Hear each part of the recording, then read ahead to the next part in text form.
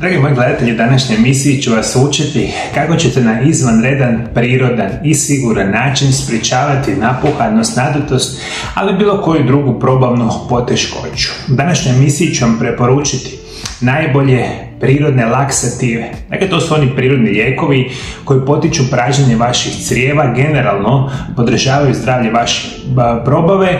U drugom dijelu emisije ću vam dati jedan specijalan napitak kojeg vi možete piti, pa čak u roku 10 minuta ćete se isprazniti u velikom broju slučajeva i smanjiti napuhanost, nadutost, recimo zatvor ili konstipaciju od kojih veliki broj vas pati.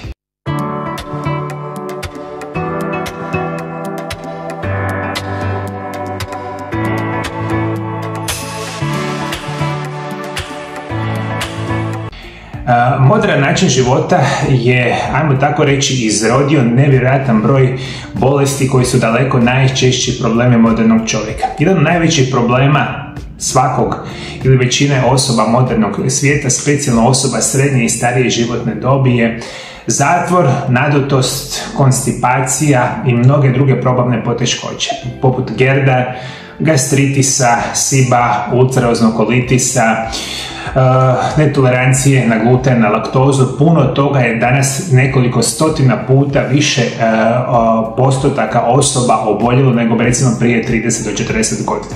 Zato je ključ, naravno, zdravog načina života prirodni lijekovi, ciljane režimi prehrane, i onda ćete se na prirodan i siguran način rješavati ovakvih problema. Danas ću govoriti o prirodnom čišćenju crijeva. Saznaćete koji su najbolji prirodni lijekovi za sprječavanje konstipacije i nadutosti. Te ću vam dati specijalni recept za uklanjanje nadutosti za 10 minuta. Zatvor je jedna od najčešćih zdravstvenih problema koji pogađa oko 16% odraslih i 1 od 3 odrasle osobe starije od 60 godina. Što pomaže u brzom ublažavanju zatvora. Iako su brojni lijekovi bez recepta dostupni za brzo liječenje ovoga stanja, ne smatraju se svi sigurnima i mnogi lijekovi koji kupujete u ljekarni imaju mnoge nuspojave. A to želimo izbjeći. Umjesto toga postoje prirodni laksativi koji mogu jednako dobro djelovati na siguran način i bez nuspojava. Prirodni laksativi u obliku određene hrane, pića i ljekovitog bilja koriste se za ublažavanje zatvora više od 2000 godina. Danas kao nikada u povijesti imamo problema sa probavom. Veliki broj vas, zapravo skoro svatko, kada ima probleme sa probavom, šta vi radite, moji dragi gledatelji? Idete u ljekarnu, trčite, kupovate one otrove koji se nazivaju laksativi. Vi ne znate svaki puta kad uzmete nekakvu kemijsku supstancu da ima more nuspojava, nikad ih ne čitate, jednostavno ste slijepi za ono što se događa i nikada se zapravo niste izliječili. Laksativ nije taj da vam liječi probavne poteškoće nikada, ali što je gore i što ih više uzimate, gomilat ćete puno više drugih problema. Kao što sam malo prije napomenuo. Više od 2000 godina znamo specijalne biljke, jedno isto tako ću vam govoriti u današnjoj emisiji, koji se koriste za probavne poteškoće. I onda nemate problema jer uzimate prirodne lijekove koji nemaju nuspojava. Kemijski lijekovi sa nuspojavama ne želimo uzimati, jer zato želimo živjeti zdravo i želimo uzimati prirodne lijekove koji nemaju nuspojava. Danas na tržištu su dostupni deseci različitih laksativa koji pomažu onima koji često dobivaju zatvor. Sve od biljnih čajeva i tinktura do tableta i klistira. Koji laksativi bez recepta mogu uzrokovati? Važno je shvatiti da laksativi na recept mogu pomoći u rješavanju simptoma zatvora u kratkom roku. Ali oni u konačnici ne rješavaju nikakve temeljne probavne probleme. Zapravo oni mogu još pogoršati problem. Mogu uzrokovati neželjene i opasne nuspojave, pa čak i možete postati ovisni jer se tijelo s vremenom počinje oslanjati na njih kako bi ispravno funkcioniralo. Naša tijela imaju nevjerojatnu prirodnu sposobnost samostalnog čišćenja i detoksikacije, samo trebamo osigurati ispravne hranjive tvari i hidratantne tekućine. Ovo prevedeno vam znači: laksativi, more nuspojava čak mogu izazivati ovisnost, vaš temeljni problem probavnog na duži vremenski period, i kada koristite laksative bez razmišljanja, situacija će praktično uvijek biti sve gora i gora. Naše tijelo je nevjerojatan mehanizam i samo njemu trebamo dati najbolje moguće uvjete i želimo u njega unositi ono što će ga liječiti i poticati bolju funkciju bez da ima nikakvih nuspojava. I mi kada govorimo konstipacija predstavlja neredovit rad crijeva te kao takav čest probavni problem. Konstipaciju imate ako idete na zahod, riječ je o 3 puta tjedno, te ako imate tvrdu i suhu stolicu. Zatvor je poremećaj koji je sve učestaliji u zapadnom svijetu. Zbog zatvora se možete općenito osjećati loše, a osim toga zatvor može izazvati i druge bolesti, primjerice hemoroide. Zatvor se najčešće događa kada se stolica kreće presporo kroz probavni trakt, kada nema dovoljno tekućine ili vlaknima bogate hrane u vašoj prehrani. Ili ako mišići debelog crijeva nedovoljno brzo rade kontrakciju koja tjera izmet prema vani. Tada se stolica stvrdne, osuši i prolazi kroz vaše debelo crijevo presporo. I to je uzrok konstipacije. Generalno razmišljamo, svako bi trebao imati minimalno, recimo 1 puta dnevno stolicu do nekako ok. Vi ako ćete imati 5-6 puta tjedno, opet je situacija u redu, međutim konstipacija na dugi vremenski period, što veliki broj vas ima, stvara mnoge druge probleme, jer vi ne želite za Boga miloga ostavljati stolicu u vašem probavnom sustavu i crijevima danima, neki možda čak i tjednima, jer upravo silna količina otpada u tijelu kasnije vama reagira sa puno većim problemima i zato je ključ da shvatite zapravo što je uzrok i najveći uzrok da vi imate konstipaciju. Ovo su glavni uzroki konstipacije: neadekvatan unos tekućine ili dehidracija, nedovoljna količina vlakana u prehrani, odgađanje obavljanja stolice, nedostatak tjelesne aktivnosti, osobito u starijih osoba, upalna bolest crijeva, nagle promjene u načinu života, na primjer putovanje, nova klima, novo podneblje, trudnoća, određene bolesti, kao što su moždani udar, dijabetes, bolesti štitnjače i Parkinsonove bolesti, određeni lijekovi, uključujući lijekovi protiv boli, diuretike i one za liječenje Parkinsonove bolesti, visokog krvnog tlaka i depresije, hormonalni poremećaj, hormoni, gubitak soli u tijelu kroz povraćanje ili proljev, ozljede liječne moždine, što može utjecati na živce koji vode do i iz crijeva. U rijetkim slučajevima zatvor može biti signaliziran ozbiljan problem, na primjer rak debelog crijeva ili autoimuna bolest. Simptomi konstipacije mogu biti osjećaj punoće i pritiska u rektumu, bolno napinjanje i osjećaj tjeranja na pražnjenje crijeva, bol u epigastriju, žgaravica, snažni bolovi u trbuhu, povraćanje, ubrzani rad srca, vrtoglavica, glavobolja, blaga anemija. Simptomi dakle mogu biti specifični i nespecifični, što naravno ovisi i o njihovom intenzitetu, ali i trajanju. Ako lakše simptomi traju duže, vjerojatno je da će se pojaviti teži simptomi vrlo velik, a budući da ovo stanje ima tendenciju se pogoršavati. Ovo vam prevedeno znači, ja sam to možda vama nabrao 20 najučestalijih uzroka konstipacije. Konstipacija kao takva primjerno u najvećem broju slučajeva dolazi radi prehrane, lošeg naravno prehrane, manjka kretanja i korištenja lijekova, pa onda ostale bolesti i ostali problemi mogu biti uzrok ove tegobe. Ono što želite u vaše tijelo je ubacivati specijalne prirodne laksative koji će vam poboljšati, a broj 1 koji ću vam danas reći biti će vlakna. Računajte da vam svaki dan treba 25 do 40 grama vlakana da ne dobijete zatvor. Voće i povrće s visokim udjelom vlakana uključuje avokado, kruške, jagode, zob, jabuke, maline, banane, mrkva, cikla, brokula, artičoka, prokulica, lećak, grašak, slanutak. Drugo što vam je treba je voda. Prednosti pitke vode su legendarne, ali često zanemarene. Vaši bubrezi i jetra zahtijevaju vodu za čišćenje krvi, proizvodnju urina i da pomažu vašemu tijelu da se riješi otpada. Kada pijete minimalno 2 litre vode dnevno, manja je vjerojatnost da ćete dobiti zatvor ili naditost. Treće je probiotička hrana. Probiotici su dobre bakterije u crijevima koje su u stanju uravnotežiti različite vrste loših bakterija. Oni pomažu stvaranju zdravog okruženja u crijevima, mikroflora, i mogu vam pomoći da se oslobodite probavnih poteškoća, uključujući zatvor ili proljev. Probiotička hrana uključuje kefir, kombuča, kiseli kupus, kimči, jabučni ocet, natto, miso.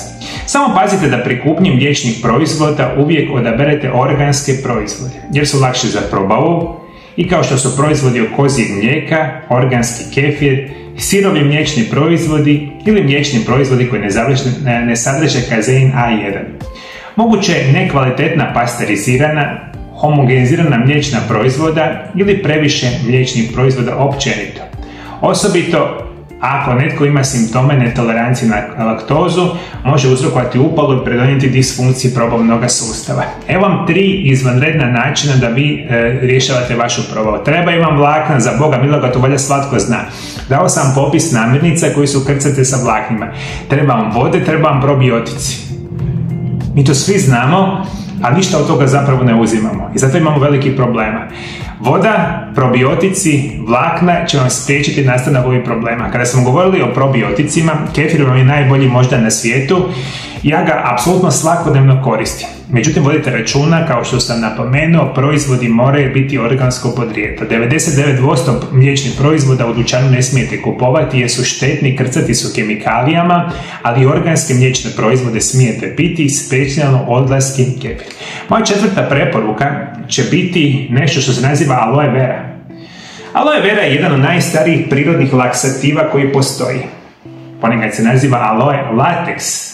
Ova tvar dolazi prepuna enzima, vitamina, minerala i elektrolita koji pomažu omekšati stolicu i pomoći crijevima. Na primjer, antrakinoni su vrsta spoja prisutnih u aloe veri koji djeluju poput laksativa, povećanjem sadržaja crijevne vode, poticanjem izlučivanja sluzi i prirodnim povećavanjem crijevne peristaltike. Kontrakcije koje razrađuju hranu. Aloe vera latex također ima protuupalne komponente koje smanjuju oticanje i poboljšavaju funkciju probavnih organa. Olakšavaju prolazak pražnjenja crijeva. Neke od drugih prednosti aloe vere su njegova sposobnost da pomogne normalizirati kiselu alkalnu pH ravnotežu, smanjiti stvaranje kvasca i potaknuti rast dobrih probavnih bakterija. Za zatvor uzmite 100 do 200 mg aloe vera dnevno.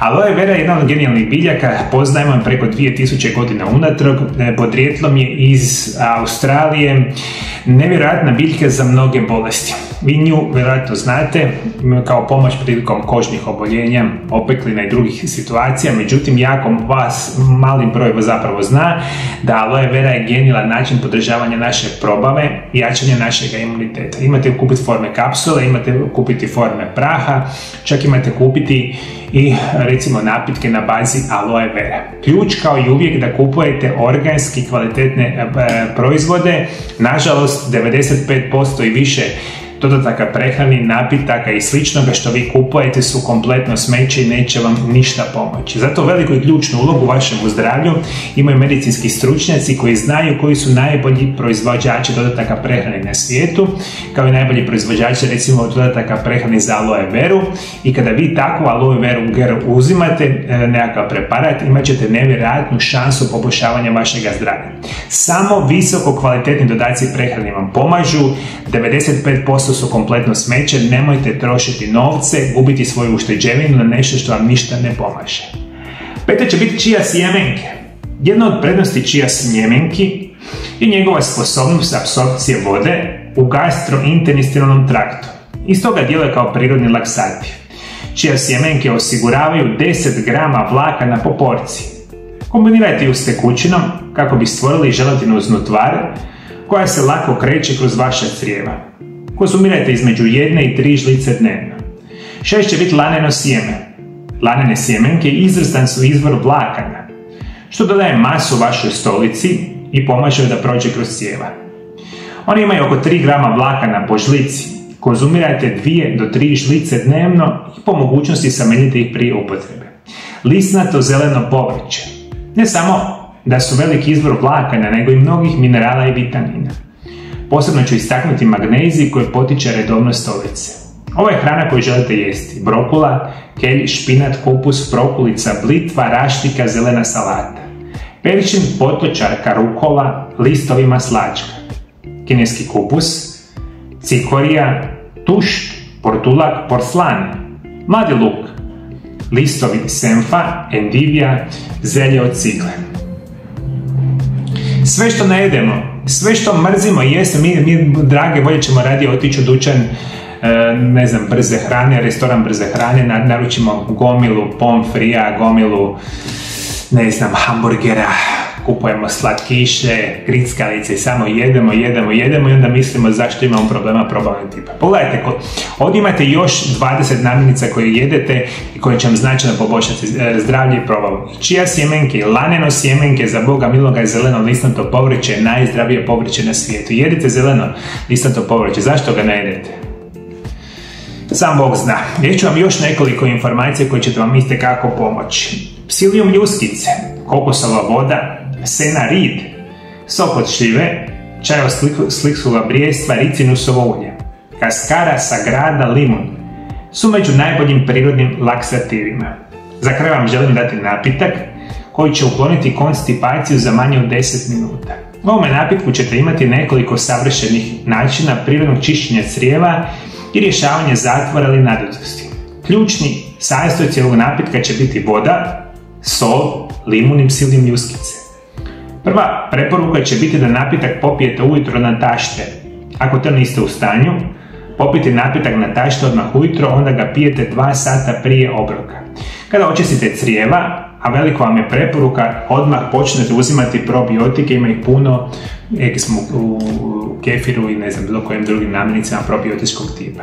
Znači vam jedan napitak koji možete rijetko i ponekada konzumirati ga ako želite pokušati pročistiti vaše crijeva u kratkom vremenskom periodu. To se događa svima vama, rekli smo radi raznih situacija i ovaj napitak imat će ga jednu tekućinu koju ćete konzumirati u kratkom vremenskom periodu i onda ćete uz tu tekućinu u kratkom vremenskom periodu pokušati potaknuti začepljenjenu suhu stolicu da počne izlaziti naravno van. Sastojci su 2 male žlice morske soli ili himalajske soli, staklenka od 1 litre, 1 litra tople filtrirane vode, 1 velika žlica psilium ljuskica te sok od pola limuna. Prvo zagrijte 1 litru vode na štednjako, ali ne da voda postane kipuća, nego malo toplije od sobne temperature. Toplu vodu presipajte u posudu sa poklopcem, dodajte 2 žlice morske soli ili himalajske soli, te sok od pola limuna, sve dobro promiješati. Sada možete piti tekućinu. Pokušajte ju popiti u manje od 10 minuta. Legnite na bok i počnite lagano masirati stomak. Prvo lezite na bok, pa nakon toga drugi bok. Pokušajte zadržati tekućinu 10-15 minuta, možda čak i nekad duže. Izdržite koliko možete i nakon toga odite na toalet i obavite veliku nuždu.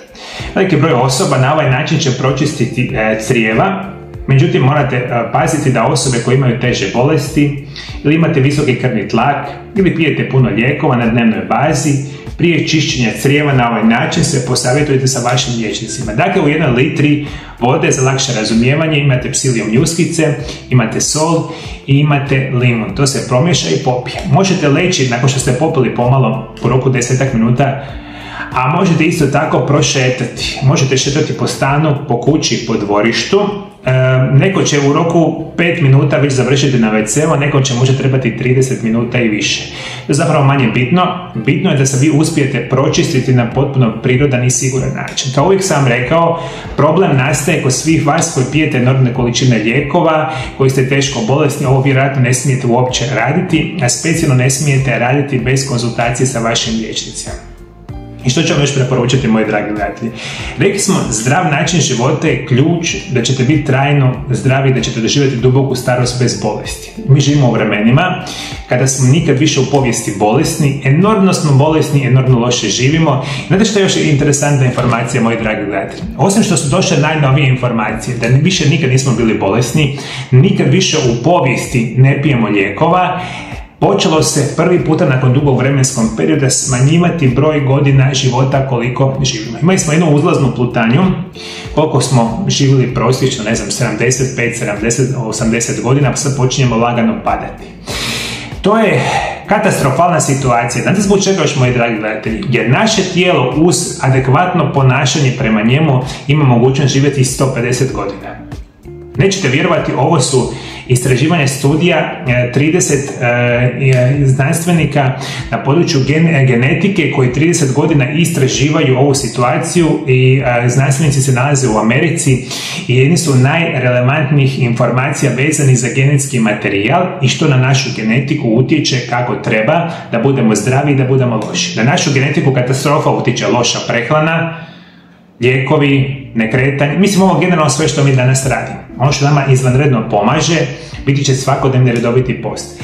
Zato kako, moji dragi gledatelji, nikada nećete imati probavnih poteškoća, imat ćete dugotrajan zdrav život. Ćete biti da učite nešto što se naziva isprekidani post. Pogledajte ovu knjigu ovdje, prije nekakvih 8 mjeseci sam napisao knjigu Isprekidanom postu, koja je zapravo najzdraviji režim prehrane na svijetu. U samoj knjizi imate detaljno opisano kako se prakticira post. Vi ako naučite prakticirati svakodnevni post, onda si možete značajno pomoći vašemu zdravlju, vašoj proboj na potpuno prirodan način. Ključ je što se mi jednostavno ne educiramo u ničemu i kompletan naš život živimo u slijepilu. Ima jedan izvanredan dio Biblije u Evanđelju po Mateju i ovako vam lijepo kaže: kada slijepac slijepoga vodi, oba dvojica u jamu padaju. To vam prevedeno znači, kada slijepi prolazite kroz život, još kad dobijete loše informacije, loše vas liječe, recimo vaši doktori, medicinski stručnjaci, onda slijepac slijepoga vodi. Padanje u jamu znači da ste sve bolesniji, gori i gori. Ključ vam je u svemu edukacija. I onda vi ćete na osnovu vlastite edukacije znati što je za vas dobro. Edukacija se postiže možda gledanje videozapisa relevantnih stručnjaka, što je današnji moderni mediji omogućuju, što je super, a još je izvanredan način da počnete čitati knjige. Ja sam u zadnje 2 godine napisao 2 knjige. Ova me knjiga Isprekidani post, ova knjiga vam je o prirodnim lijekovima. Vi samo da ove 2 knjige pročitate, imat ćete puno bolju situaciju znanja o zdravom načinu života. A sad zamislite da ovakvih knjiga pročitate 100-500 knjiga, onda bi sami jako dobro znali što je zdrav način života. Zašto mi ništa ne čitamo, zašto se ne educiramo, onda se zapravo ne bi trebali uopće čuditi zašto smo bolesni. I znate što je još interesantno, zašto onda bacamo enormne količine novaca na sve da nam u kratkom vremenskom periodu ovako riješi problem, tako. I zato kupujete kreme, tabletice i slično. Ajde, molim vas, zapamtite još jednom za kraj. Sve praktično što kupite, a to su prirodni lijekovi, tablete, kapsule, čajevi i slično, su za vas jako loši i nemaju nikakav utjecaj na zdravlje. Zašto?